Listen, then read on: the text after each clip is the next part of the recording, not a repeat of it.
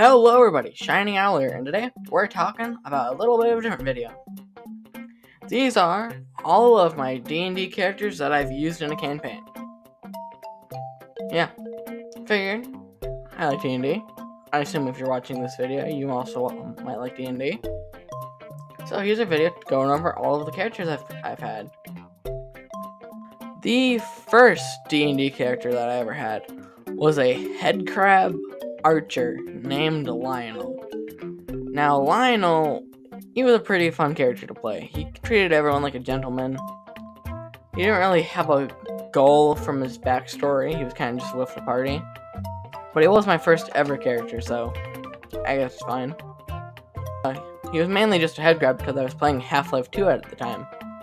And here's his backstory. Dr. Kleiner's lab. Dr. Kleiner's pet headcrab was walking around in the lab, not knowing where Kleiner is. He walks in to the teleporter, not knowing what it is. He sees an empty bottle, he grabs it. With one, Kleiner throws it, it hits the control panel, and then starts the machine. With no hesitation, the machine spins and sputters in a flash of light. Coghaven, the name of the campaign's world. He wakes up in a village, being very confused. He walks around into a pub, sees a bartender. The guy says to him, "Hey, little guy, are you my new servant?" He tosses him a rag and, not knowing what to do, starts scrubbing the floors. Day after day of doing this, the bartender throws him a gold coin. "You're looking very confused, little guy. Do you not know what this is?" the tender asks. The headcrab shakes his head.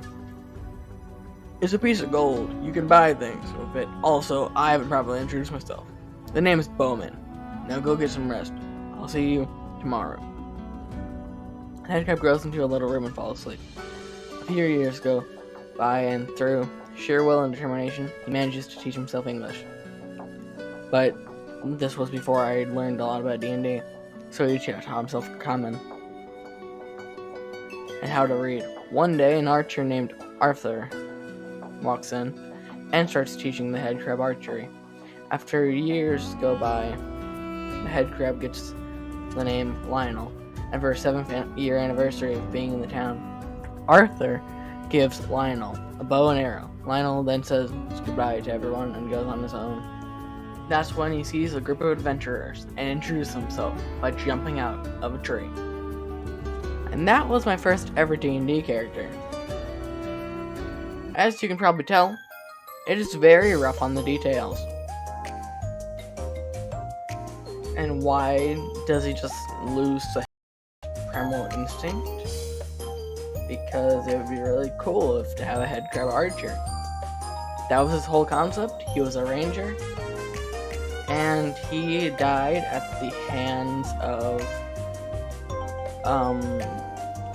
well, he was doing just fine from a dragon attack, but he was really low. I think he was unconscious, and one of the party members killed him because they are kind of a problem player in a way, or were.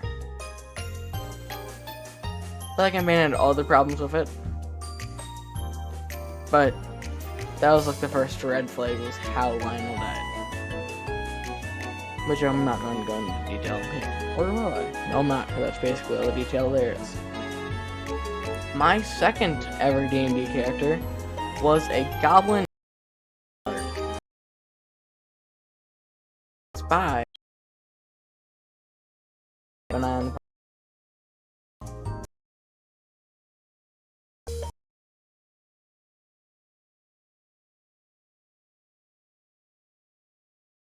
Blue goblin.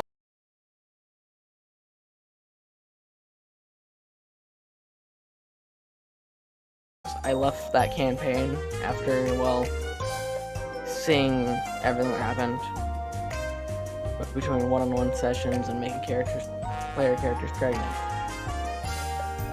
So I left that one and joined a different campaign.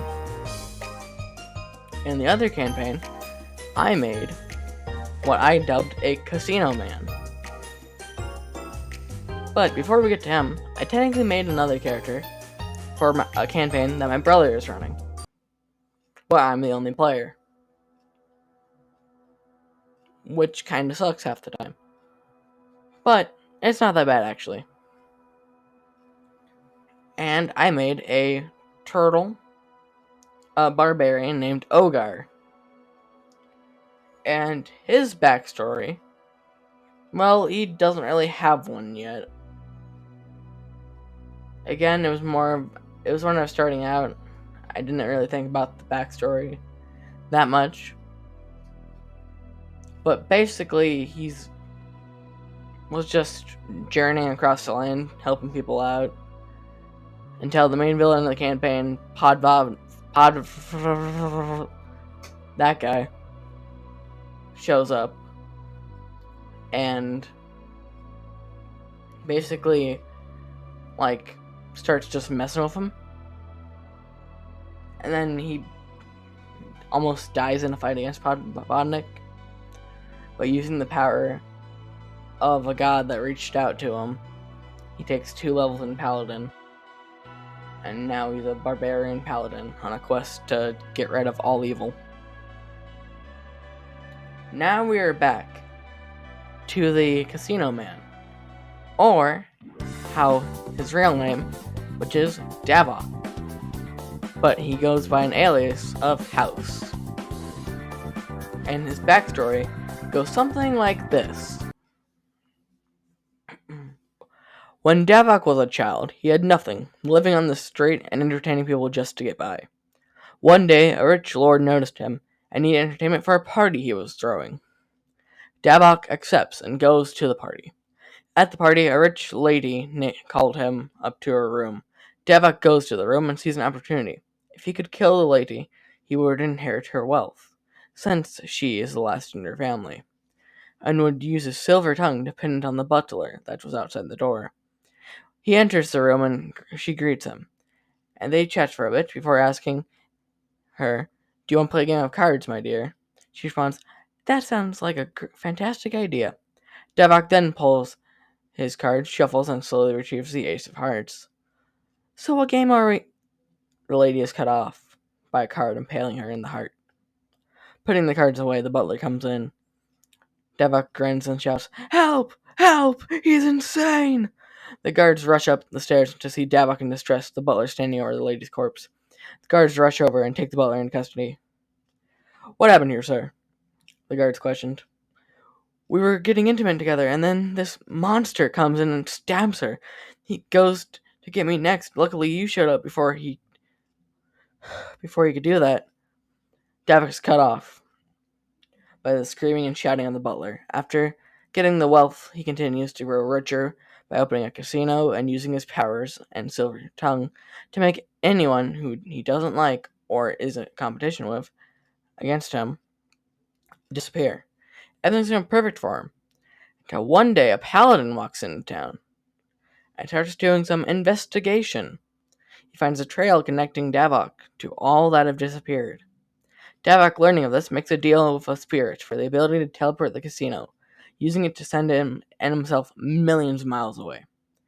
There, he changes his name to House, acts like he is his own number 2, and lets his number 2 act like the boss. A mysterious stranger gives him a deck of many things, claiming the cards to have magical properties. He finds out that the 24th card can make you invincible, so he makes a plan. He puts the card in a drink to become immortal. He drinks it and finds himself more in touch with magic, but not immortal. House starts reading all the old texts he can find to learn of a wizard that could repair the card and give him what he seeks. He just needs to excuse to leave the casino and take care of his now power mad number 2 and the spirit in his basement. That's when he sees a group of adventurers going through the forest. That is House's backstory. House is a level, I think he's level 7 now, bard. And yeah, imagine Tony Stark, but if Tony Stark was really mean to people. That's basically what he is. And that's basically all of my D&D characters. None of them, the rest I even haven't used. But I feel like there's one that I'm forgetting. No, I can't.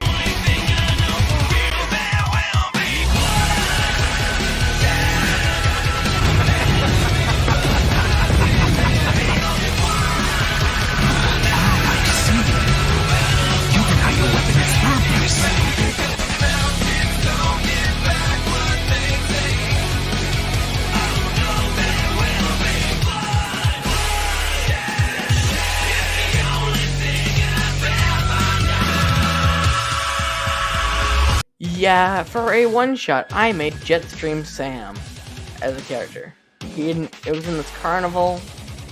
He just went through, cleaned up the place, Metal Gear Rising style and all.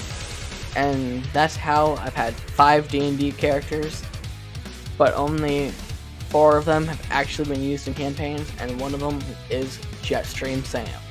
Thanks for watching, and I'll see you guys in the next one. Peace.